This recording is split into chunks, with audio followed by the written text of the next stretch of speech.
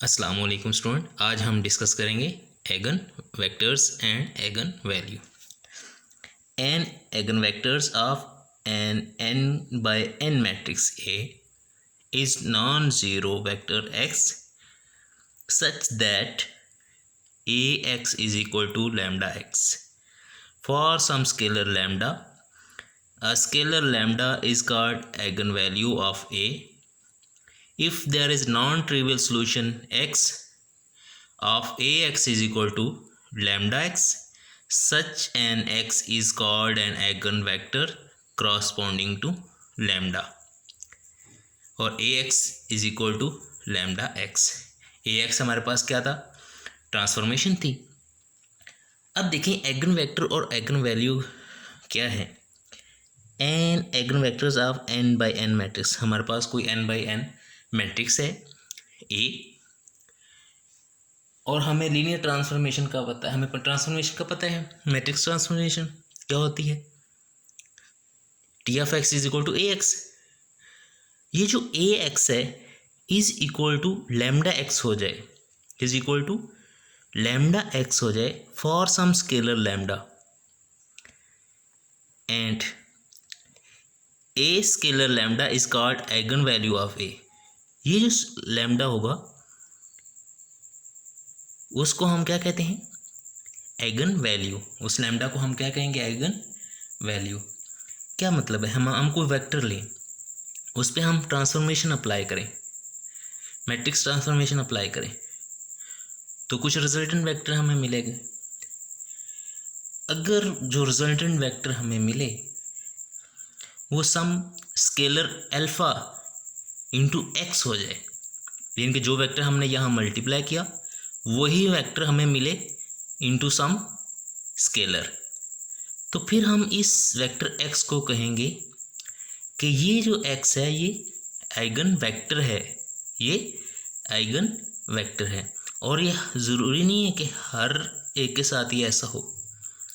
कुछ special vectors हैं जिन पे हम a अप्लाई करेंगे तो ये हमें इस फॉर्म में मिल जाएगा, और वो वाले वेक्टर जिन पे हम ट्रांसफॉर्मेशन a अप्लाई करें तो ये वाला रिजल्ट हमें मिले, उन सारे वेक्टर्स को हम कहते हैं आइगन वेक्टर्स। उन वेक्टर्स को हम क्या कहते हैं? Eigen vectors. और ये जो स्केलर हमें मिलता है, इस स्केलर लैम्डा की जो वैल्यू होगी उसको हम कहेंगे आइगन वैल्यू। ये था डेफिनेशन आइगन वेक्टर और आइगन वैल्यू की। अब ये क्वेश्चन है हमारे पास A X is equal to lambda X, हम इसको इधर ला सकते हैं, तो क्या हो सकता है? A x minus lambda x. अब यहाँ से अगर हम x को कॉमन लें तो a माइनस लैम्डा हो जाएगा। अब ये तो मैट्रिक्स है और ये स्केलर है, तो फिर इसको हम क्या करेंगे? i के साथ मल्टीप्लाई कर देंगे, तो ये हो जाएगा into X is equal to 0, तो ये इक्वेशन बन जाएगी। अब हम देखते हैं एग्जाम्पल के ज़रिए कि कब कोई वेक्टर हमारा आइगन वेक्टर होता है और कब आइगन वेक्टर नहीं होता। हमारे पास कोई मैट्रिक्स A है और दो वेक्टर हमारे पास गिवन है, दो वेक्टर्स हमारे पास गिवन है, एक वेक्टर u गिवन है, एक वेक्टर v गिवन है। अब हमने देखना है कि ये जो u वेक्टर है और v वेक्टर है क्या ये आइगन वेक्टर हैं? क्या ये आइगन वेक्टर हैं ए के? हमने कहा था कि अगर इस इक्वेशन को सेटिस्फाई करें, कोई भी वेक्टर अगर इस इक्वेशन को सेटिस्फाई करता है तो उसको हम कहते हैं आइगन वेक्टर। अगर इसको सेटिस्फाई नहीं करेगा तो उसको हम आइगन वेक्टर नहीं कहते। तो हम क्या करेंगे? Are u and v eigen vectors. हम क्या करेंगे? ए यू फाइंड करेंगे। पहले हम यू को देखते हैं।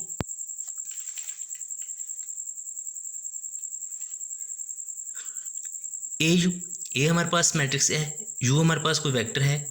जब हम इसको मल्टीप्लाई करेंगे 1 6 और -12 5 6 30 और -4, तो क्या हो जाएगा हमारे पास? -6 और 26। ये वेक्टर हमें मिल गया।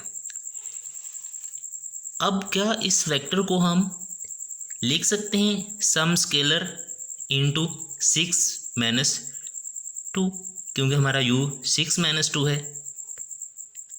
क्या हम इस फॉर्म में लिख सकते हैं? और अगर देखें तो क्या होगा, लैम्डा u की फॉर्म में।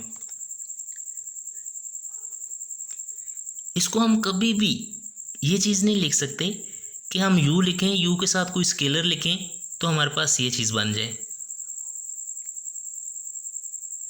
नहीं बन सकती, कभी भी नहीं बन सकती। अब इसका क्या मतलब है कि इसको हम ax is equal to lambda X की फॉर्म में नहीं लिख सकते, कि हम कोई लैम्डा मल्टीप्लाई नहीं कर सकते कि इंटू एक्स हमें मिल जाए। ये हमारे पास वैल्यू है जब हमने au फाइंड किया। जब au फाइंड किया तो हमारे पास एक वेक्टर आया, कौन सा, -6 और 26 का। अब -6 और 26 जो है हम उसको इस फॉर्म में नहीं लिख सकते। ये फॉर्म कौन सी है, ये हमारा au है, तो ये किसके इक्वल होने चाहिए, लैम्डा u के। तो अब इसमें से हम कोई ऐसी चीज़ कॉमन नहीं निकाल सकते कि ये चीज़ बन जाए u वेक्टर, 6 और -2 बन जाए। तो ये इक्वल इसके इक्वल नहीं हो सकता। अगर इसके इक्वल नहीं हो सकता, इसका मतलब है कि हम au, हमें क्या लिखना चाह रहे हैं, au is equal to lambda u। तो हम इसको au is equal to lambda u नहीं लिख सकते। अगर au is equal to lambda u हम नहीं लिख सकते तो u is not a eigen vector, u हमारे पास आइगन वेक्टर नहीं होगा। अब हम v को चेक करते हैं। अब हम v को चेक करते हैं, क्या v आइगन वेक्टर है या नहीं।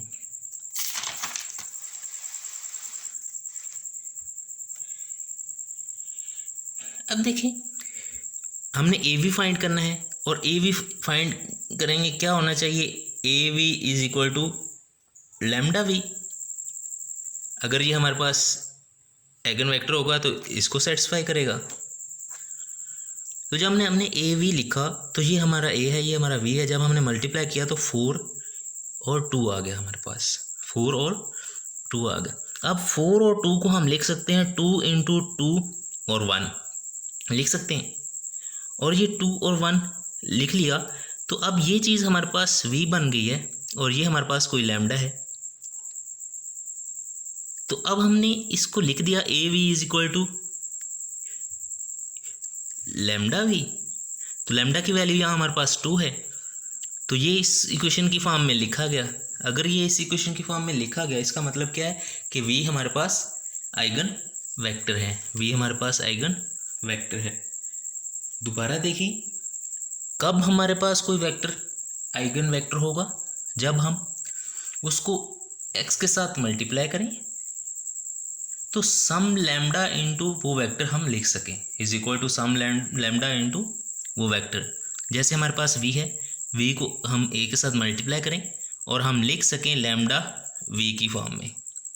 अगर ऐसा लिख सकें तो हम उस वेक्टर को कहते हैं आइगन वेक्टर। अगर ना लिख सकें तो उसको हम आइगन वेक्टर नहीं कहते। अब v को तो हमने लिखा, v हमारे पास आया, ax की v की वैल्यू हमारे पास आई 4 और 2। यहाँ से हम इसको लिख सकते हैं 2 इंटू 2 1। अब इसको मल्टीप्लाई करें तो यही चीज़ बनती है।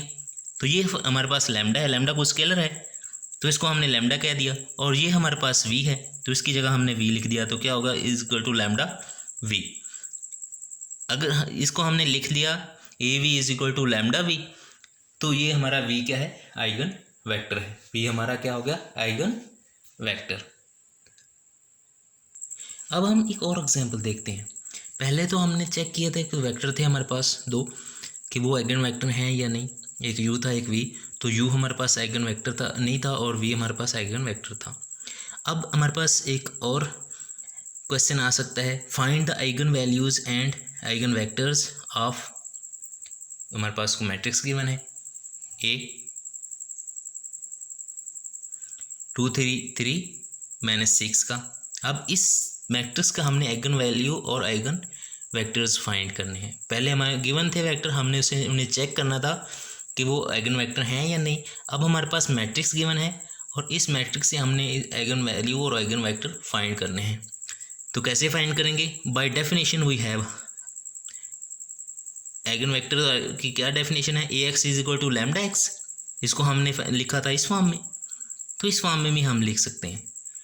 अब हम इस चीज़ को लेंगे, ये ए हमारे पास मैट्रिक्स है, लैम्डा हमारे पास कोई भी स्केलर हो सकता है, और आइडेंटिटी हमारे पास मैट्रिक्स है।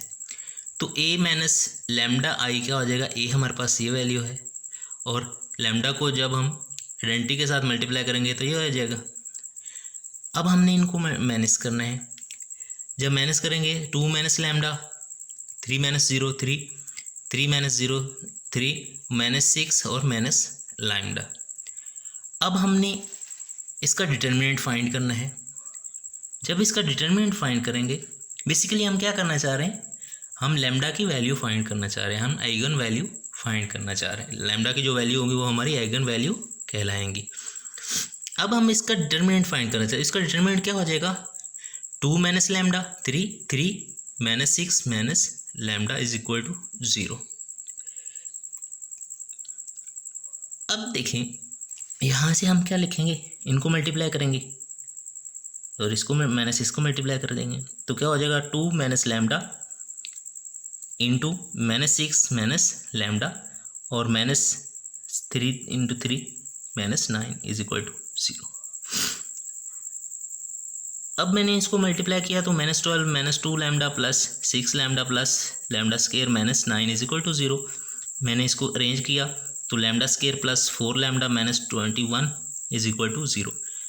ये इक्वेशन हमारे पास बन गई है। अब इसको हम कहते हैं कैरेक्टरिस्टिक इक्वेशंस। अब यहाँ से हमने लैम्डा की वैल्यू फाइंड करनी है। लैम्डा क्या है? हमारे पास आइगन वैल्यूज़ हैं। तो इसको हम क्या कर सकते हैं? लैम्डा स्केयर हम क्या कर रहे हैं? फैक्टराइजेशन कर रहे हैं। Lambda square plus 7 lambda minus 3 lambda minus 21 is equal to 0। तो यहाँ से लैम्डा कॉमन लिया तो लैम्डा, यहाँ से लैम्डा कॉमन लिया तो 7 माइनस 3 यहाँ से कॉमन ले लिया तो लैम्डा प्लस 7। तो हमने क्या लिखा? Lambda minus 3 into lambda plus 7 is equal to 0। तो यहाँ से हम लैम्डा की वैल्यू फाइंड करते हैं। जब हमने यहाँ लैम्डा की वैल्यू फाइंड की तो एक वैल्यू तो हमें लैम्डा इज इक्वल टू 3 मिल गया, एक वैल्यू हमारे lambda is equal to minus 7 मिल गया। अब ये 3 और 7 क्या है? हमारे पास आइगन वैल्यूज़ हैं। ये आइगन वैल्यूज़ हैं। अब हमने आइगन वेक्टर फाइंड करने हैं। आइगन वेक्टर कैसे फाइंड करेंगे? इन आइगन वैल्यूज़ को यूज़ करते हुए, इन आइगन वैल्यूज़ को यूज़ करते हुए हम आइगन वेक्टर फाइंड करेंगे। तो हमारे पास क्या था?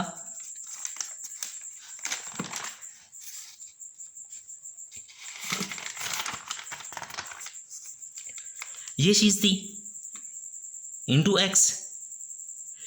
तो ये मैंने लैम्डा की वैल्यू निकाल ली है। For lambda is equal to 3, यहाँ लैम्डा था तो मैंने वैल्यू पुट कर दी, यहाँ लैम्डा था तो मैंने वैल्यू उसकी 3 पुट कर दी। इंटू एक्स था तो x1 और x2 इज इक्वल टू 0, 0 था तो 0 वेक्टर था। अब देखिए ये चीज़ है, ये -1 हो गया, ये 3 minus 9 x1 x2 is equal to 0 0। अब we can be written as, हम इसको लिख सकते हैं। हमने पीछे पढ़ा था जब हम डिस्कस कर रहे थे, क्या डिस्कस कर रहे थे? मेथड डिस्कस कर रहे थे, जॉर्डन और वो वाले। तो यहाँ से हम इक्वेशन लिख सकते हैं कि ये हो जाएगा -x1 plus x2 is equal to 0, 3x1 minus 9x2 is equal to 0। यहाँ से हमें 2 क्वेश्चन मिले। अब यहाँ से हमने क्या करना है? यहाँ हम x1 और x2 की वैल्यू फाइंड करनी है। तो हम 1 को लेते हैं। 1 implies -x1 plus 3x2 is equal to 0, 3x2 is equal to x1 हो जाएगा। तो x1 is equal to 3t, 2 को हमने t कह दिया, पैरामीटर बना दिया। x2 की जगह हमने t कह दिया, क्योंकि जैसे जैसे हम x2 की वैल्यू चेंज करेंगे x1 की वैल्यू चेंज होती जाएगी। हमने कहा कि if t is equal to 1, t is equal to 1 रखा तो क्या हो गया, x1 is equal to 3t है, तो t इज इक्वल टू 1 रखा तो x1 इज इक्वल टू 3, तो t इज इक्वल टू 1 का क्या मतलब है, x2 की वैल्यू t थी तो x2 की वैल्यू 1 हो जाएगी। सो हमें क्या वेक्टर मिलेगा, 3 1, क्या वेक्टर हमें मिल जाएगा, 3 1। अब देखें ये हमारे पास आइगन वेक्टर है, ये हमारे पास आइगन वेक्टर है, टी को हम चेंज करेंगे तो और हमारे पास आइगन वेक्टर हो जाएगा। तो लैम्डा 3 के लिहाज से हमें डिफरेंट आइगन वेक्टर मिल जाएंगे, ये हमारा आइगन वेक्टर है। इसी तरह हम लैम्डा इज इक्वल टू -7 के लिए भी आइगन वेक्टर फाइंड कर सकते हैं, सेम इसी प्रोसीजर पे कि जहाँ हमने लैम्डा की वैल्यू 3 रखी थी वहाँ हम लैम्डा की वैल्यू अब -7 रखेंगे, तो -7 यहाँ हो जाएगा तो ये +7 हो जाएगा, यहाँ +7 हो जाएगा। तो उसको हम सॉल्व करेंगे, इस इक्वेशन बन जाएंगे, इक्वेशन में से x1 और x2 की वैल्यू हम फाइंड करेंगे तो हमें एक वेक्टर मिल जाएगा और वो वेक्टर हमारा क्या होगा, आइगन वेक्टर। इस तरह हम फाइंड कर सकते हैं। Okay, thanks. अब हम एक और जो मेथड है, टॉपिक है, उसको डिस्कस करते हैं, उसे हम कहते हैं inner product. Inner product, inner product क्या होता है, हमने डॉट प्रोडक्ट पढ़ा है वेक्टर्स का कि वेक्टर्स को हम मल्टीप्लाई कर सकते हैं, डॉट प्रोडक्ट उनका ले सकते हैं। i1 i इंटू आई क्या होता है, 1 होता है, i j इंटू जे 1 होता है, k डॉट k 1 होता है, जब i डॉट j करेंगे तो वो 0 हो जाएगा। तो इस तरह हमने डॉट प्रोडक्ट को डिस्कस किया था। अब इनर प्रोडक्ट भी डॉट प्रोडक्ट की जनरलाइजेशन है, बेसिकली ये डॉट प्रोडक्ट ही है।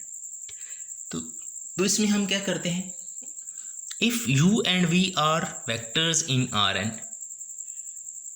u और v हमारे पास दो वेक्टर्स हैं Rn में, then we regards u and v as कि ये u और v हैं, ये n/1 मैट्रिक्स है, n/1 मैट्रिक्स है, मतलब कॉलम एक है और रोज n है।